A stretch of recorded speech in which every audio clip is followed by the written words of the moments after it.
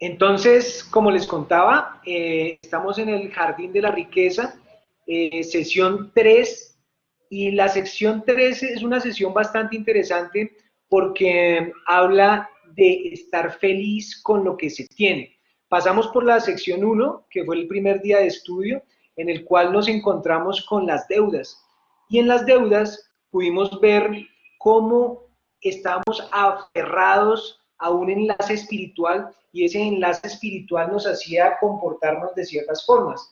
La siguiente clase, el segundo estudio, vimos lo que era la paz conyugal y nos dimos cuenta de la importancia de la relación con nuestra esposa para nosotros las que estamos casados, pero también la importancia de ver en el matrimonio a la mujer y lo que es el resplandor de la mujer y lo que eso significa y es tan impactante para nosotros como esposos y lo que eso trae como riqueza y abundancia para toda la familia.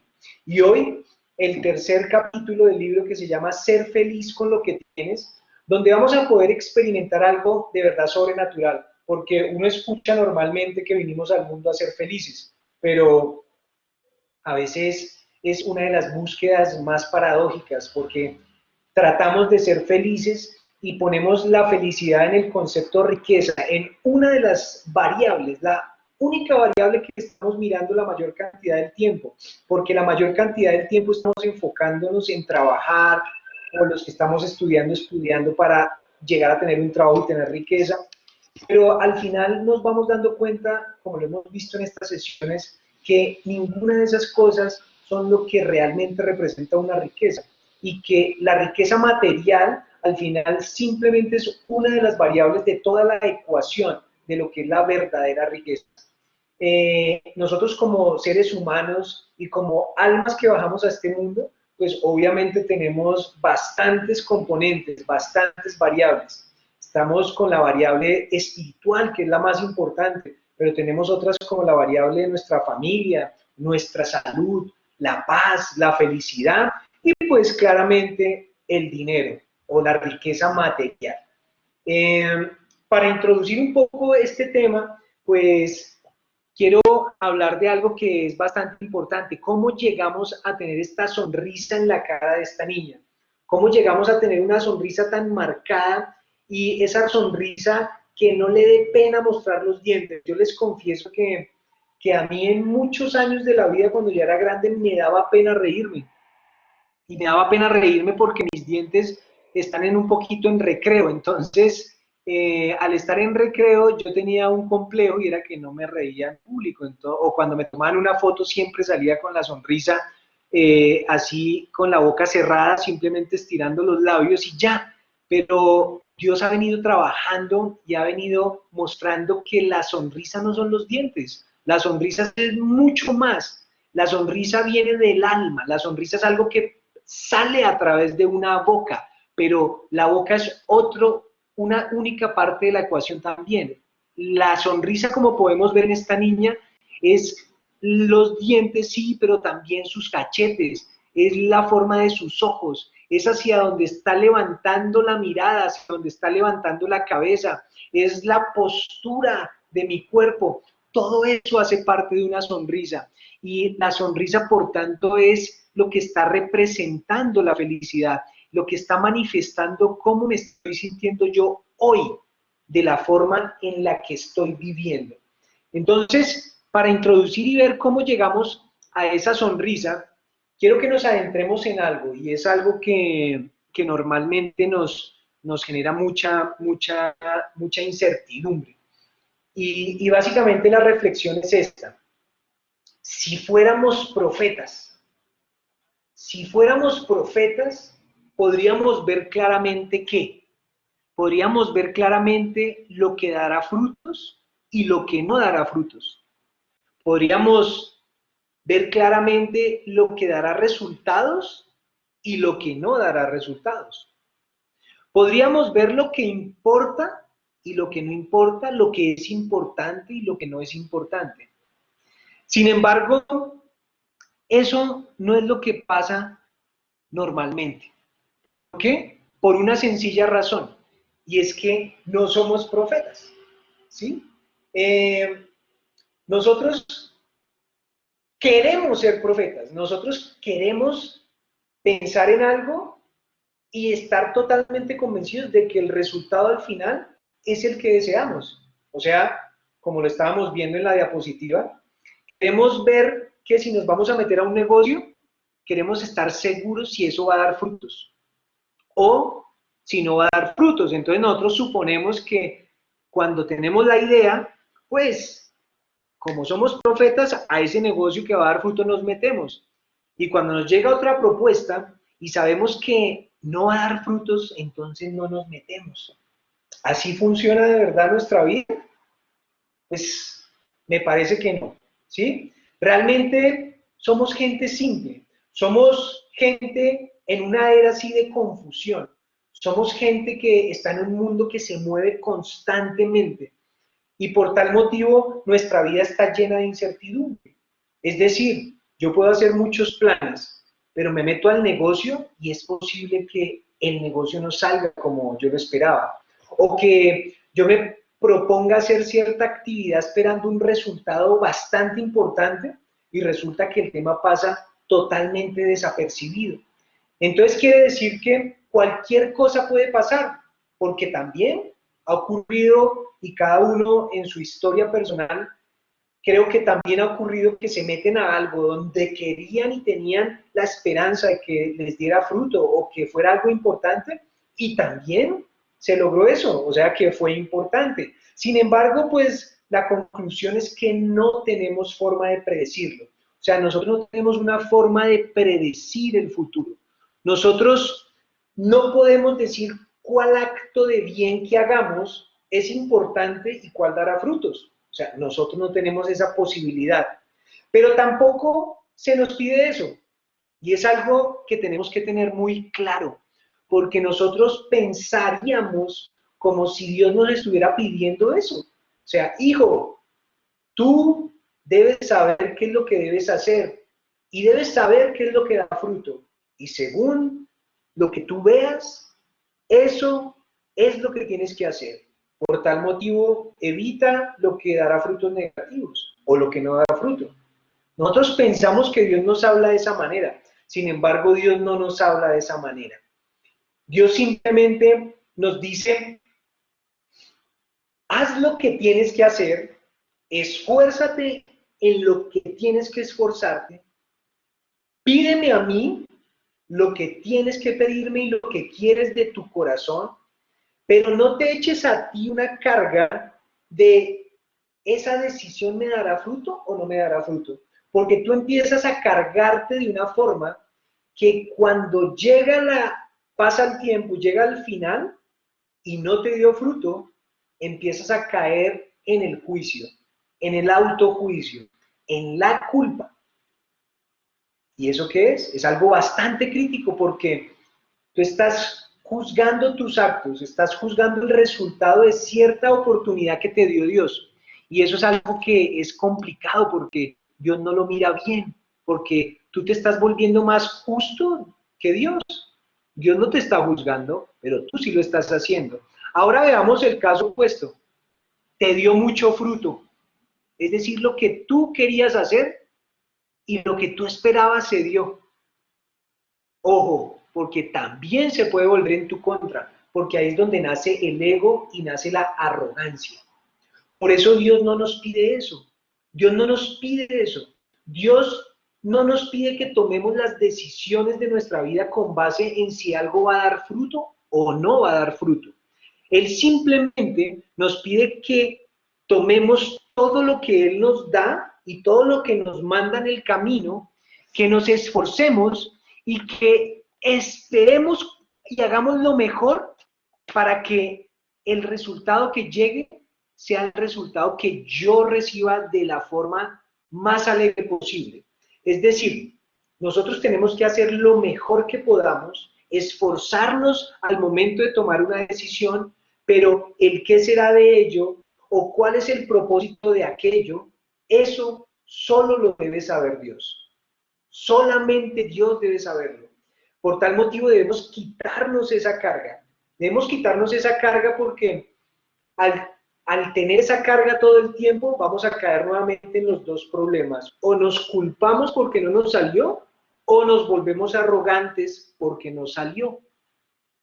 Es decir, tú todo el tiempo tienes al frente decisiones. Y efectivamente, Dios dijo, pongo ante ti la vida y la muerte.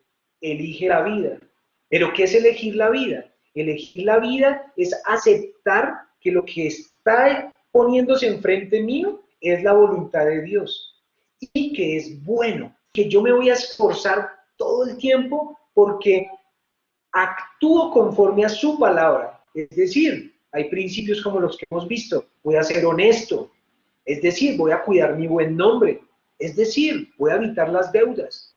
Voy a hacer todo ese tipo de cosas que aprendemos en la palabra de Dios que Él nos ha aconsejado con lo que tenemos enfrente y vamos a tener la confianza total en que el resultado que nos va a llegar es el mejor resultado posible.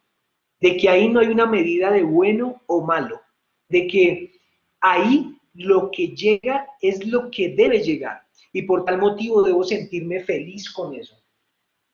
Recordemos lo que pasó en el Éxodo, ¿sí? Todos nos acordamos cuando Moisés sacó todo el pueblo de Egipto y cuando empezó a caminar y a caminar y a caminar y a caminar por ese desierto y empezaron a pasar los días y una de las cosas que la gente necesitaba era alimento, ellos necesitaban alimentarse y pues para alimentarse clamaron al cielo y cuando claman al cielo y empiezan a caminar por el desierto, pues ¿qué pasaba? Que empezaba a caer maná, ese maná que venía de lo alto y alimentaba a todas estas personas.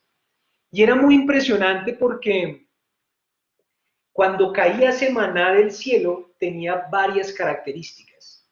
Primera característica, a todos les caía el mismo maná del cielo. Segunda característica, el maná venía en la ración exacta para consumirse en ese día.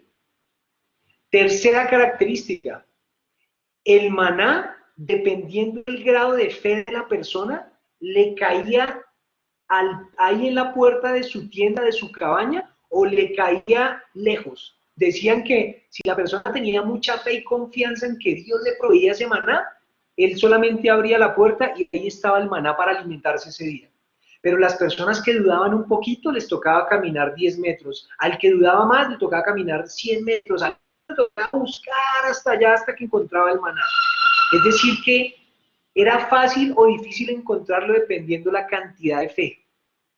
Y lo otro importante era que el maná, que aunque a todos les caía igualito y era lo mismo, cada persona le podría dar el sabor que quisiera. Es decir, habían personas que pensaban que el maná era carne y se lo comían pensando que era carne y les sabía a la mejor carne. O habían personas que querían imaginarse que estaban comiendo el mejor pescado y les sabía al mejor pescado. O sea, fíjense todas estas características con una misma cosa. El mismo maná que salía, que venía del cielo. El maná era el alimento con que Dios alimentaba a su pueblo cuando lo sacó de Egipto. Era como un pan, era como algo que caía del cielo, caía al piso, lo recogían como si fuera una masa de pan, digamos, por ponerle algo físico a nuestros ojos, y la gente con eso se alimentaba. Pero también el maná tenía una última característica, y era que Dios decía, preocúpate por el día de hoy, y tu ración, cómela hoy. No cojas más de lo que necesitas para hoy. Y era tan chistoso, o no tan chistoso, era tan chistoso que había gente que cogía por ser avaros más, porque veían mucho maná, o sea, imagínense que caía maná y caía mucho, pues había gente que decía, cogía, y se lo llevaban para tener mucho para comer, y porque, pero no era ni siquiera para tener mucho para comer. ¿Sabe por qué estas gentes cogían mucho? Porque desconfiaban de que mañana fuera a caer más maná para alimentarse. Pero Dios en su infinita sabiduría hacía que se pudieran comer su porción y el resto que habían recogido se pudriera, ya no podían comérselo al siguiente día. Era impresionante la sabiduría detrás de ese maná, que es el alimento espiritual. ¿Y qué más pasaba? Que cuando llegaba el Shabbat, el viernes en la tarde, caía doble porción de maná, porque como Dios sabía que en ese Shabbat no trabajaban, entonces, ¿qué pasa? Les daba la porción del viernes y la porción del sábado, para que ese maná fuera suficiente para 2 raciones de 2 días. Entonces, aquí podemos encontrar una gran enseñanza de todo esto, porque finalmente tu lugar es el desierto, mi lugar es el desierto, ¿sí? Nosotros nos encontramos normalmente en un desierto, y cuando nos encontramos en un desierto, pues quiere decir que Dios está con nosotros alimentándonos todo el tiempo, y nos está alimentando con ese maná. Y al alimentarnos con ese maná, también podemos ver que Dios nos está preguntando, ¿cómo recibes tú la provisión hoy? ¿Sí? Recuerda lo que hablamos ahorita. ¿Cómo recibían el alimento ellos en el desierto? ¿Cuándo lo recibían? ¿Qué cantidad recibían? Y pues bueno, ¿de quién lo recibían? Entonces podemos hacer un paralelo entre ese maná y lo que hoy es nuestro maná, o hoy es nuestra provisión, o hoy son las ganancias y lo que yo recibo del cielo. ¿Cómo recibes hoy tú la provisión? ¿En dónde estás almacenando? ¿Cuál es la cesta donde pones esa provisión? ¿Y de quién la estás recibiendo? Porque aquí nuevamente caemos en un error. Y el error es que pensamos que el resultado de nuestro esfuerzo es el que define la cantidad de la provisión. O sea, creemos que la cesta en la que recibimos la provisión es una cesta construida por mí a nivel de esfuerzo en el trabajo, en lo que tan pilo soy, pero no. Resulta que la cesta es tu actitud. La cesta es tu actitud. ¿Cuál es la actitud que estás teniendo hoy? ¿Es una actitud de felicidad completa? ¿Es una actitud de confianza en Dios? ¿Es una actitud de saber que Él siempre te provee, te ha proveído y te seguirá proveyendo? ¿Sí? Si tú cierras la cesta de esa actitud, tu maná no tendrá lugar donde caer. Entonces, ¿qué es lo que tenemos que hacer? Abrir la cesta, mirar al cielo como esa cara que estábamos viendo, y siempre la cesta estará llena. Siempre la cesta estará llena. No hay posibilidad de que la cesta esté vacía. La espiritualidad es como el maná, y lo que estamos haciendo aquí es recibiendo maná, el pan del cielo. Es una gran comida. Todo esto es una gran comida, y es lo que estamos nosotros alimentándonos todo el tiempo, porque antes de pensar en alimentarnos de una forma física, a dónde le pongo el diente, tenemos que pensar en alimentarnos de una forma espiritual. Entonces, cuando yo tengo esa actitud de cómo estoy recibiendo el maná, tengo claro el concepto de que todo viene de Dios, todo viene de Dios. Entonces ya me han escuchado decir varias veces, y es que el juego de la vida en el tema económico y en el tema de la provisión se traduce en una paradoja. Casi la mayoría de los temas de Dios son paradójicos. Y la paradoja es, ¿debo esforzarme y trabajar con ganas y con fuerza como si el sustento dependiera de mí? Pero sabiendo que el sustento y los resultados dependen única y exclusivamente de Dios. ¿Sí? ¿Recuerdan nuevamente? Esto ya lo habíamos dicho. Debo esforzarme por trabajar, levantarme temprano, no ser perezoso, como si dependiera de mí el sustento, como si dependiera de ese esfuerzo, pero sabiendo, estando seguros de que eso no depende de mí, sino depende siempre de Dios. Es un juego con el que yo siempre estoy trabajando con Dios. Entonces, todo arranca en el cielo, todo arranca en lo espiritual. Y por eso yo tengo que tener esa actitud, levantar mi cabeza al cielo y estar siempre con la cesta abierta para que lleguen todas las provisiones. Hay un tema particular con nuestra naturaleza humana, y nuestra naturaleza humana, o el de cualquier persona, es que la gente quiere morder algo sólido, ¿sí? O sea, nosotros hablamos aquí de que todo es espiritual, pero también yo me imagino que todos nos preguntamos, pero bueno, y yo necesito el cash, tocar el billete, yo quiero morder algo sólido, ¿sí? Yo quiero agarrar algo de este mundo, yo quiero contar, yo quiero medir, yo quiero agarrar, ¿sí? Y es lógico, es lógico. Y la espiritualidad realmente se vuelve algo inaccesible si nos quedamos con ese concepto y va a huir. Es decir, que no se puede agarrar la espiritualidad. La espiritual no se puede agarrar, no se puede contar, no se puede medir, nunca lo vamos a poder hacer, pero nuestra esencia es espiritual. ¿Sí? Entonces es normal que vayamos a estar en ese vaivén de que quiero morder, quiero agarrar, quiero contar, pero también tenemos desde la conciencia que somos espirituales saber de que esa parte espiritual no se puede agarrar, no se puede medir, no se puede contar.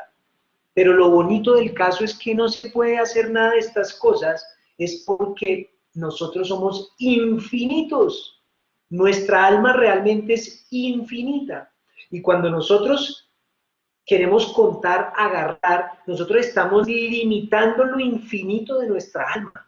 ¿Por qué la estamos limitando? Porque todo lo que se cuenta, todo lo que se agarra, ¿sí? Todo lo que se mide es finito, se acaba en algún momento. Yo puedo tener la mayor cantidad de billetes aquí, pero en algún momento acabo de contarlos. Yo puedo medir la mayor cantidad de extensión de tierra, pero en algún momento voy a llegar al final de esa extensión de tierra. Entonces, nosotros por eso estamos limitando, si vivimos desde ese concepto, nuestra alma que es infinita. Entonces, cuando nosotros sentimos que nuestra alma es infinita, vamos a tener un deseo de alimento espiritual como el que ustedes y yo estamos teniendo y por el cual estamos estudiando aquí.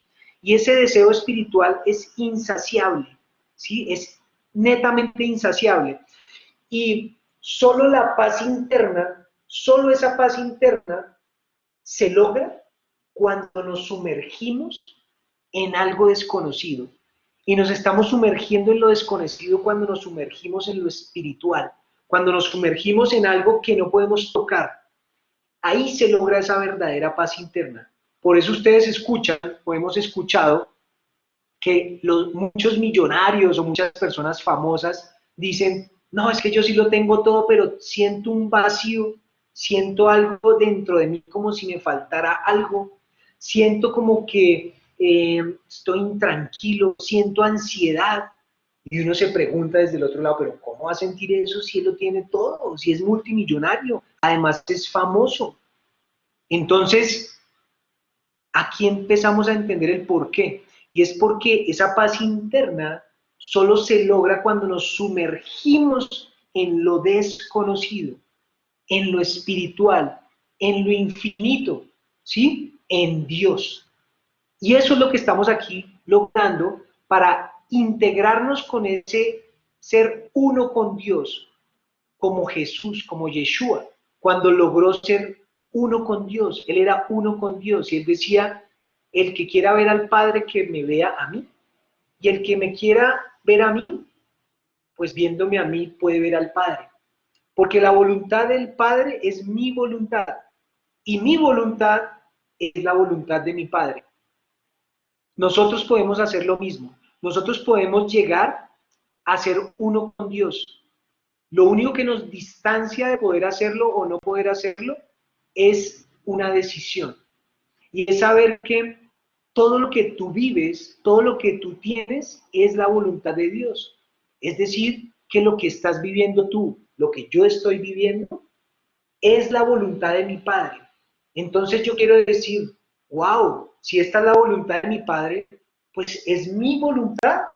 Y en ese momento que yo acepto la voluntad me sonrío y agradezco por lo que estoy viviendo, por lo que tengo, en ese momento me estoy uniendo a Dios y empiezan a ocurrir cosas sobrenaturales. Hay una frase que dice, si el viejo, dice, si el joven supiera y el viejo pudiera, si el joven supiera y el viejo pudiera, y es muy chistoso porque es la paradoja de la vida. Cuando somos jóvenes y no sabemos, queremos hacer, hacer, hacer y hacer y nos desbordamos haciendo como si nosotros tuviéramos el poder. Pero cuando vamos envejeciendo y vamos sabiendo tantas cosas, en ese momento sabemos las cosas importantes, pero ya no tenemos la capacidad. Entonces, fíjense cómo está esa paradoja de la vida poniéndose en ejecución. Entonces, para las personas que son jóvenes y que entienden lo que aquí les estamos diciendo, lo que estamos revelando, lo que Dios nos está mostrando, tienen una gran oportunidad de adquirir un conocimiento valioso que viene del cielo. Y ese conocimiento valioso es demasiado valioso, porque ustedes cuando lo tengan van a poder actuar con la capacidad del joven, pero con la sabiduría del viejo, ¿sí? Entonces no tienen que esperar a llegar a viejo para aprender y adquirir ese conocimiento. Al contrario, hoy, siendo ustedes jóvenes o siendo incluso niños, pueden ir a buscar a esos viejos que tienen el conocimiento, que son sabios, que han vivido cosas realmente con carne, con sudor, con lágrimas, y que a raíz de eso que han vivido, hoy podrían darles un muy buen consejo. Por eso, un gran proverbio dice, pide consejo a aquellos con experiencia, te darán a muy bajo costo aquello que adquirieron a gran costo. Ojo, pide consejo a aquellos con experiencia y te darán a bajo precio aquello que adquirieron ellos a gran costo. Entonces, aquí ya nos podemos ir entrando en este principio básico de la administración de las finanzas. Y es el principio básico de este capítulo del libro. Es un principio básico que yo sé que, pues obviamente voy a decirlo y en sus mentes ya va a aparecer. Ese principio básico de administración de las finanzas es ser feliz con lo que tienes. Ser feliz con lo que tienes es supremamente clave, porque cuando tú eres feliz con lo que tienes, vas a empezar a disfrutar de la verdadera voluntad de Dios. Vas a poder ser uno con Él y vas a poder experimentar lo que es hacer su voluntad. Pero más allá de eso, y más allá de ser feliz con lo que tenemos que hacer cosas prácticas. Y ser cosas prácticas, como lo vimos la vez pasada, es entender qué es no ser feliz. O sea, yo sé que quiero ser feliz, pero ¿qué es no ser feliz? ¿Sí? Y no ser feliz es también volverse un esclavo. Es decir, que cuando yo no estoy siendo feliz, eso me está haciendo un deudor y me está haciendo volver un esclavo. Porque cuando yo no soy feliz, yo empiezo a adquirir lo que me da placer, o sea, las cosas de este mundo. Empiezo a querer lo que yo le puedo meter el diente, lo que puedo tocar, lo que puedo medir, lo que puedo contar. Y entonces empiezo a adquirir lo que me da placer con deuda, porque no estoy contento con lo que tengo. Y como sabemos, Dios nos asigna la medida y la cantidad. Entonces, claramente, cuando yo empiezo a dejarme llevar por el placer, la cantidad no va a ser suficiente. Y ahí es donde empiezan a aparecer cosas como la tarjeta de crédito, como los cheques, como el préstamo a un amigo, el préstamo rotativo, el préstamo al banco. Y hay una historia muy bonita que es esta, la de la familia Sobregiro. La familia Sobregiro es algo que nos pasa normalmente. Y esa familia sobre giro es la familia que no está feliz con lo que tiene. Acuérdate que Dios decide tu nivel de vida y endeudarse es querer a la fuerza vivir a un nivel superior. O sea, si yo me estoy endeudando por placeres, yo estoy como forzando un nivel superior que no fue el que me asignó Dios. ¿Sí? Entonces, esta historia de la familia sobre Giro es una historia muy chistosa porque la historia de la familia sobre Giro cuenta la historia de un papá que le dieron muchas tarjetas de crédito y él tenía muchos cheques y entonces cogió con sus hijos y su esposa y a cada uno les dio ya tarjeta de crédito y se fueron a hacer compras a un centro comercial y eran supremamente felices por el plan que iban a hacer. Llegaron a este centro comercial y empezaron a pasar por las vitrinas y veían hermosos vestidos y la hija iba y entraba y pasaba su tarjeta de crédito. Cuando ya la tarjeta de crédito no tenía cupo, el papá empezaba a decirle, no te preocupes, hija, aquí te giro un cheque, y él empezaba a hacer el cheque y le mandaba para que pagara. A todos se les acabaron los cupos de su tarjeta de crédito, pero el papá los cogía y los abrazaba y les decía, no se preocupen, hijos, díganme cuánto es la suma y yo les giro un cheque. Y entonces él les giraba un cheque tras otro, un cheque tras otro. Su esposa vino y le gustó dentro de las vitrinas del centro comercial un carro muy bonito y él le dijo, no te preocupes, cómpralo, aquí está tu cheque. Él mismo entró a un concesionario espectacular dentro de este centro comercial y vio un espectacular Mercedes y dijo, este Mercedes es para mí, me va a dar el estatus que quiero. ¿Cuánto vale? Le dijeron, son $100,000. Y él dijo, no, ok, no hay ningún problema. Y firmó los $100,000, pero me lo llevo hoy porque quiero ya disfrutarlo en este mismo instante. Pues efectivamente le dieron su Mercedes y le dice a toda la familia, vámonos todos para la casa. Y la esposa se fue en el otro carro, yo me voy en el Mercedes, echaron todas las compras de ese gran día y llegaron a su casa. Llegaron a su casa felices, destaparon los regalos, los regaron por todo el lado, por toda su casa. Parquearon los hermosos carros al frente de su casa. Y resulta que se acostaron a dormir cansados de tantas compras. Cuando despiertan al otro día, aún estaban felices y decían, qué vida la que nosotros tenemos, qué espectáculo. Cuando en ese momento entra una llamada y él contesta a la hija, sí, por favor, está el señor Sobregiro. Sí, ya se lo paso. Papá, es para usted. Y le pasan la llamada al señor Sobregiro. Y este señor Sobregiro contesta, sí, aló, ¿con quién hablo? Mire, señor, habla con la ejecutiva de cuenta del banco, aquí, el Manhattan Bank. Necesito que venga, estamos muy preocupados.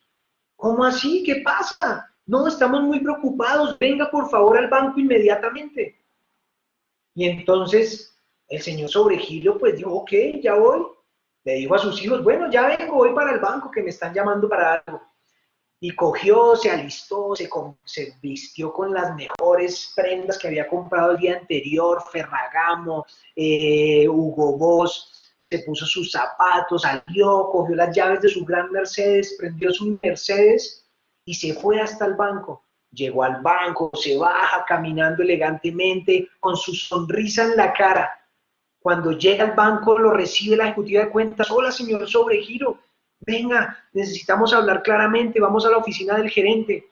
Y llegaron a la oficina del gerente, el gerente estaba ahí con la subgerente y estaban supremamente preocupados. Y entonces le dice el señor Sobregiro a los gerentes del banco, bueno, pero ¿qué pasa? ¿Cuál es tanta la preocupación? No, señor Sobregiro, estamos muy preocupados, acabamos de ver y usted tiene una deuda astronómica, usted debe más de $200,000.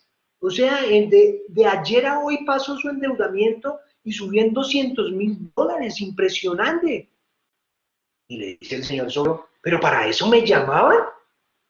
No, pues si fuera por eso no hubiera sido necesario que me hubieran llamado. Y el señor Sobregiro fue sacando su chequera, me dijo, ¿cuánto? $200,000. Y le hizo un cheque, ¿a nombre de quién? Hell Bank, Manhattan Bank, ok, Manhattan Bank. Hizo su firma y le entregó el cheque al gerente del banco. Y le dijo, ahí está, ya para que quede saldada su cuenta. Moraleja, moraleja. Tú crees y eres tan ingenuo para creer que con solo estampar la firma mágica vas a poder comprar todo lo que quieres y además saldar todas tus cuentas, como le pasó al señor Sobregiro. O sea, ¿tú crees que de esa forma como funciona la familia Sobregiro es como funciona la vida? Esto simplemente era un recorderis a la primera parte de la reunión, a la primera parte del estudio de las deudas y a poder conectar con que Dios es quien define tu nivel de vida y Él quiere ver tu fe, Él quiere ver tu fe y Él quiere ver cómo nos manejamos con la cantidad de dinero que Él nos suministra.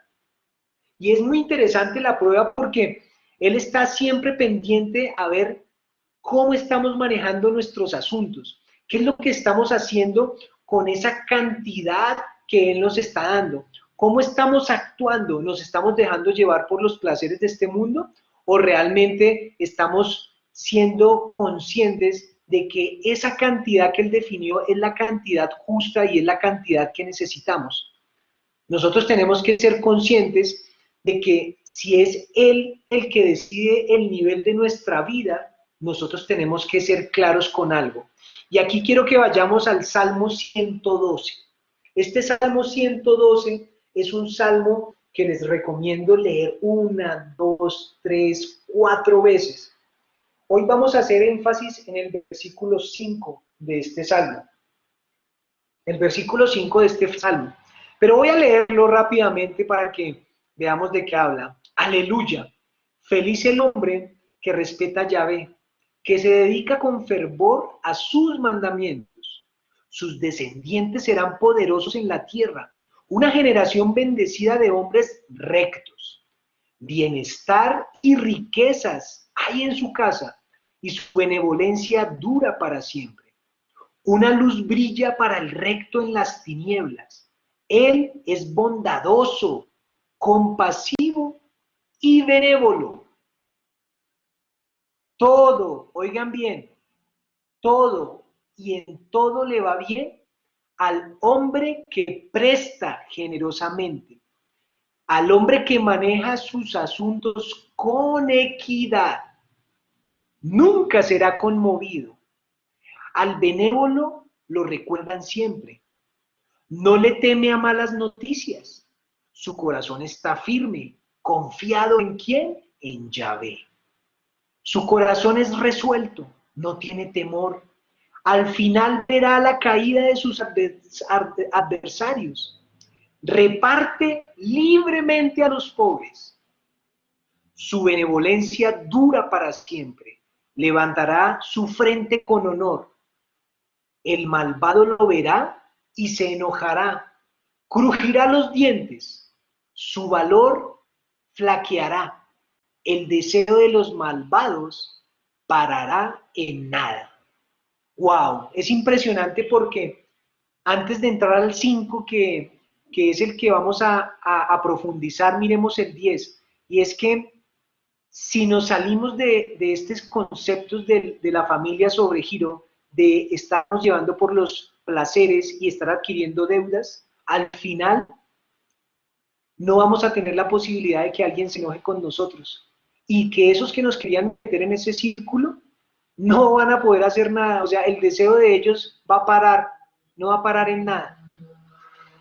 Y es porque no estamos adquiriendo deudas, y es porque estamos mirando al cielo y estamos orando con fe. Y este Salmo 112 realmente juzga tus propias necesidades con moderación. O sea, lo que te dice en esa parte resaltado, que maneja sus asuntos con equidad. O sea, todo hombre que maneja sus asuntos con equidad es ese hombre que no se deja ir tras cada deseo. Ese hombre que juzga sus propias necesidades con moderación, es moderado, ¿sí?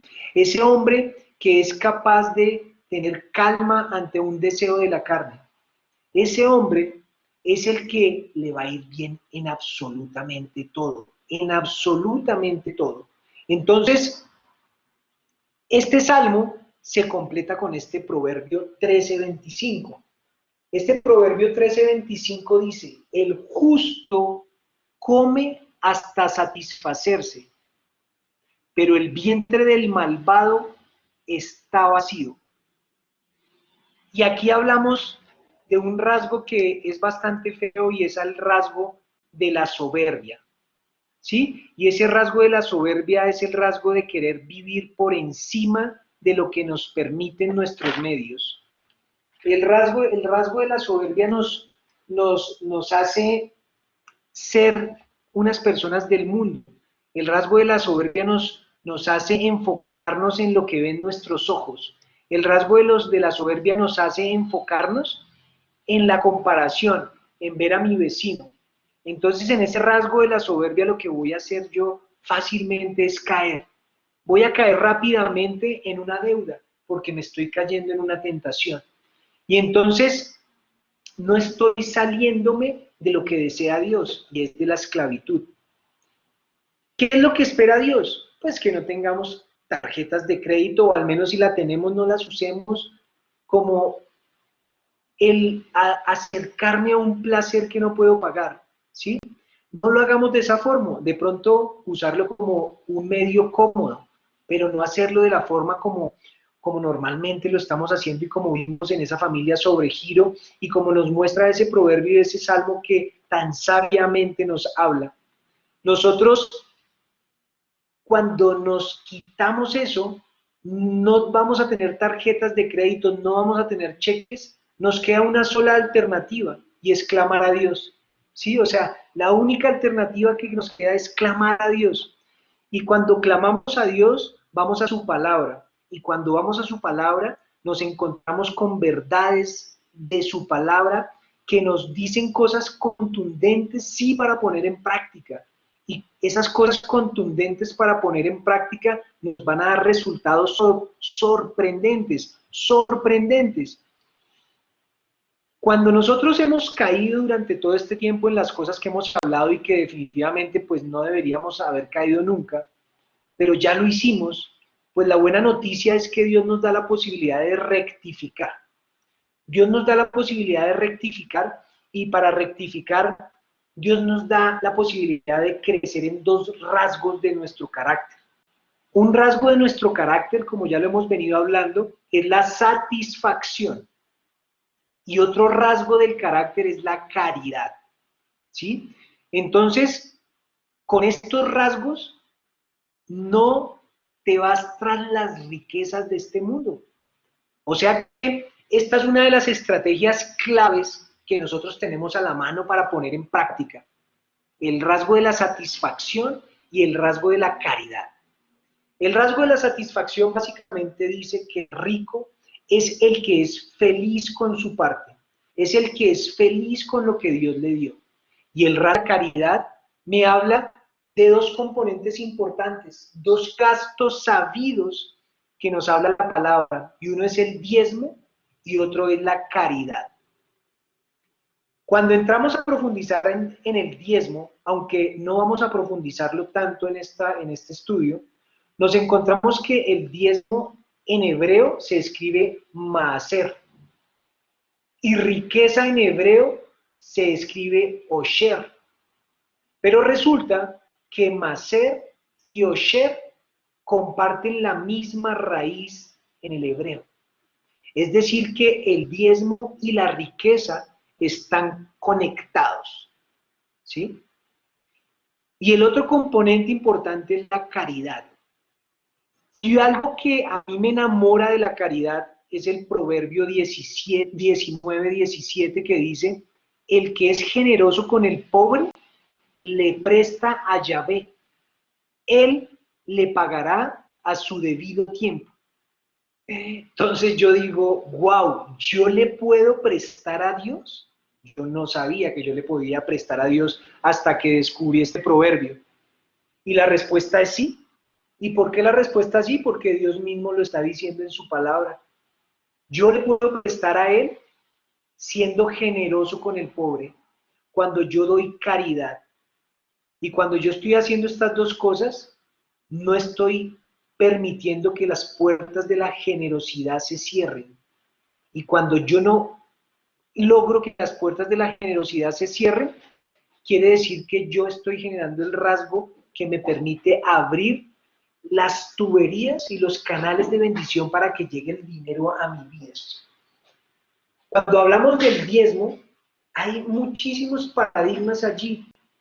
Hemos visto cómo lo manejan las personas del mundo, hemos visto cómo hablan las personas de cierta religión, las de otra religión, cómo el uno dice que hay que llevarlo al templo, el otro dice que no, el otro dice que se enriquecen los pastores, el otro dice que no, el otro dice que esto debemos dárselo allí. Eso, bueno, hay muchas cosas.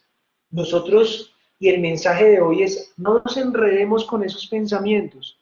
Acordémonos que Dios es el único que define lo que va a pasar con estas cosas, pero sí la invitación es a que lo tengamos muy presente, porque en su palabra está, y más que en su palabra está, es que es uno de los componentes claves de la riqueza, porque acuérdese, Maser y Osher se enlazan, diezmo y riqueza están enlazados, y además el diezmo es una de las cosas que Dios nos da para también ayudarnos a construir el rasgo de la generosidad. Y construir el rasgo de la generosidad es lo que nos permite prestarle a Dios. Y prestarle a Dios, pues es un, mejor dicho, o sea, es un honor que Él nos da que no podemos desaprovechar, sino al contrario debemos tomarlo de la mano. Porque cuando yo le presto a alguien, estoy enlazándome, acuérdense. Y si yo le presto a Dios, pues me estoy enlazando con Dios. Y cuando me enlazo con Dios, pues ¿qué va a pasar? Voy a tener una conexión con Él para que Él me escuche más. Me estoy acercando a Él, acuérdense. Y cuando yo me acerco a Él, Él va a darme lo que yo le pido. Como dijo Yeshua, pide por mis méritos para que tu felicidad sea completa y yo te lo concederé todo lo que pidas. Entonces, cuando depositamos esa confianza en Dios, hay una única forma de ver las cosas. Y aquí es uno de los retos que personalmente yo estoy teniendo. Porque si se dan cuenta, aquí les estoy hablando, no nos endeudemos, no tengamos cheques, no tengamos tarjetas de crédito. Cuando vayamos a comprar algo, no la usemos porque vemos la oportunidad y dice, no, pues hago el crédito y rápido, ya lo tengo. O tengo la tarjeta de crédito, no, pues anticipemos la vaina que igual me entra el sueldo mañana. Pero ahí yo me estoy perdiendo de algo. Y créanme, es algo en lo que yo estoy trabajando. Yo no lo domino. Y lo que yo estoy buscando con este estudio es esforzarme para dominarlo. Y la invitación que les hago es, esfuércense, busquen dominarlo, porque aquí hay una gran promesa, o más que una gran promesa, es como si uno le pusieran unas gafas, esas gafas mágicas de ver a Dios actuando. Y la única forma de ver cómo Dios suple todas las carencias es confiándome en sus manos, es decir, quiero algo, no me endeudo, Dios, tú me lo tienes que dar. No voy a usar la tarjeta de crédito para esto, Dios, tú me lo tienes que dar. Tú ya me provees la cantidad, yo confío en ti. El instinto del mal te va a decir, apóyate en la tarjeta, y te va a empezar a decir, y me lo dice a mí hoy, apóyate en el crédito, sé estratégico, pide el prestado, igual el otro mes te llega el préstamo, o te llega el dinero, o la comisión, o te va a salir este negocio, con eso pagas. Él siempre te va a estar diciendo eso, pero lo que te está diciendo es que no le pidas a Dios, no conectes con Dios, te está quitando las gafas para verlo a él actuar. Y nosotros no podemos permitir que el mal nos quite la posibilidad de ver a Dios actuar, porque nosotros tenemos una posibilidad de ver a Dios actuar, y Dios lo dice en su palabra, y Dios quiere que le pidamos, Dios quiere que nos acerquemos a Él, Dios quiere que haciendo todas estas cosas oremos con fervor, y Él nos va a escuchar, ¿sí? O sea, en el Salmo 145, 18 dice, Yahvé está cerca de todos los que lo llaman, de todos los que lo invocan con sinceridad. Entonces, si Él lo está diciendo, hagámoslo, porque es la única forma de ver cómo Dios suple todas nuestras carencias. No hay otra forma. Es un esfuerzo. Aquí nos estamos retando todos. Aquí yo me estoy retando. O sea, yo sé que el tema no es de la noche a la mañana. Yo sé que el tema no es, no, ya estuvo. Mañana no más deudas, mañana pago. No, sé que es un proceso, pero vamos a apoyarnos entre todos para ir haciéndolo paso a paso y para ver a Dios actuar. Yo quiero ver a Dios actuar personalmente. Yo estoy deseoso de verlo actuar en mi vida. Es más, ya lo estoy viendo, yo sé que cada uno de ustedes lo está viendo, pero no lo quiero ver de vez en cuando, lo quiero ver todo el tiempo. Quiero ver cómo Él se manifiesta y veo las respuestas a mis plegarias. Quiero ver cómo la oración mía es su oración. Quiero ver cómo mi consejo es el Señor, pero el consejo del Señor soy yo también. Entonces, tenemos una gran oportunidad para acercarnos a Él desde este sentido. Y Dios es tan lindo que Él nos dice, mire, como sabemos ya el concepto de las deudas y lo que es amarrarnos en las deudas, hay unas deudas que están aceptadas. Y ustedes dirán, pero ¿cómo así? ¿Cómo así que hay unas deudas aceptadas? Uber, no me venga con estos cuentos porque pues llevamos 3 clases hablando de las deudas y que las deudas no son buenas. ¿Cómo es que usted me va a decir? Pues sí, hay unas deudas que son aceptadas y son las deudas conmigo mismo, las deudas con mis hijos y las deudas con esposa, es decir, las deudas con la familia. Y aquí hay unos componentes claves que también podemos poner en práctica rápidamente. Y es, primero, armen esposos un listado de deudas. Y ahí resalten las deudas con la esposa. Eso sí, no le den acceso a la esposa a ese listado, por favor. Es muy importante que solo sea del esposo. Lo otro, tenga eso a la mano y esfuércese trabajando por pagar esas deudas, pero también ore para que Dios le provea para pagar esas deudas. Y supremamente importante, debe estar alegre siempre, siempre. Esas deudas a ustedes no lo pueden poner triste. ¿Usted qué dice? ¿Hay coherencia en esto o no hay coherencia en esto? Hay muchísima coherencia en esto. Hay coherencia porque las deudas conmigo y con mi esposa son deudas que me están ligando en el espíritu más con ellas. Adicionalmente, me está evitando de seguir los placeres del mundo. Me está evitando de adquirir las deudas malas con otros, con las tarjetas de crédito y con los bancos. Y adicionalmente me está evitando las llamadas canzonas de a cobrar o que no pueda salir porque me van a cobrar. No, créame que las deudas con la familia en oración y esforzándome por pagarlas van a traerme gran bendición. Si realmente lo deseas y lo pides a Dios, seguro que Él te lo va a dar. O sea, Dios no va a flaquear ahí. Dios no va a incumplirte ahí. Dios te va a decir a ti, yo sé que si tú te esfuerzas, tú vas a pagar la deuda a tu esposa. Entonces, trabajemos en esa lista de deudas con la familia. No que me pidió tal detalle y yo le digo, sí, como la familia Sobregiro, yo te lo compro, paso tarjeta de crédito. Ay, no, esta Navidad, ¿qué voy a hacer con los regalos? Y tengo que darle regalo al uno y él está esperando un Mont Blanc y el otro está esperando unos Tommy y el otro está esperando una camisa Lacoste. No, y llegó el día, no, yo voy a pasar la tarjeta de crédito. Ojo, es mejor que le den algo conforme a sus posibilidades. Ojo, si es para los hijos y la familia, esforzándose un poquito por encima de las posibilidades, pero que esté dentro de esas posibilidades. Y haga la lista de la deuda para el día de mañana darle eso que él quiere. ¿Qué prefieres? ¿Hacer una lista de deudas con tu familia o hacer una lista de deudas con el banco, con la tarjeta de crédito y con otras personas? Yo creo que lo que queremos es una lista de deudas con la familia. Me están uniendo a Él, además me están permitiendo llegar a una promesa de Dios.